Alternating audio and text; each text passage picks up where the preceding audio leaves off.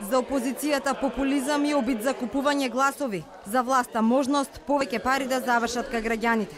Жестока расправа за прекроената државна каса на првата дебата во матичната комисија. Новата министерка Ангеловска, иако не учествуваше во креирањето на ребалансот, сепак го бранеше од нападите на опозицијата.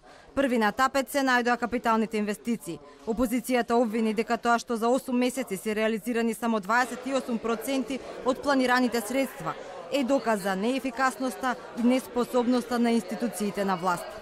Ова е доказ дека власта нема капацитет да ги води инвестициите и да инвестира средства во капитални проекти како што се градинки, болници, студентски домови, железница, водоснабдување и други проекти, туку парите ги распределува во популистички мерки кои имаат за цел да манипулираат со гласачкото тело во предизборна година.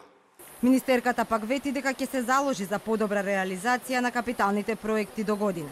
Согласувам со вас дека треба да се работи на подобрување на планирањето на пред се, а потоа и на спроведувањето и имплементацијата. И тоа ви ветувам дека ќе биде една од моите заложби да се работи на подобра реализација на капиталните инвестиции.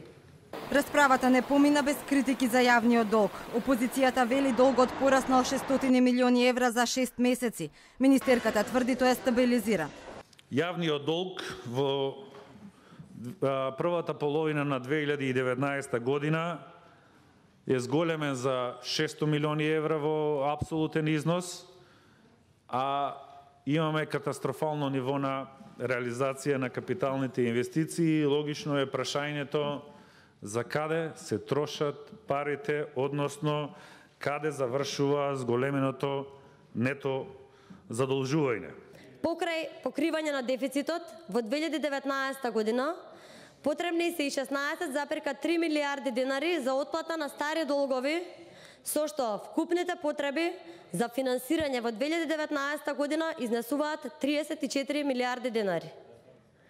Овие потреби за финансирање ќе се обезбедат преку комбинација на задолжување во средства и на домашниот пазар на хартија од вредност.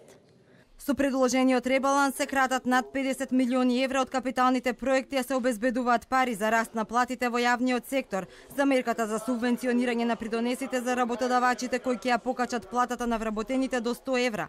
Обезбедени се пари за проектот Мој ДДВ и друго.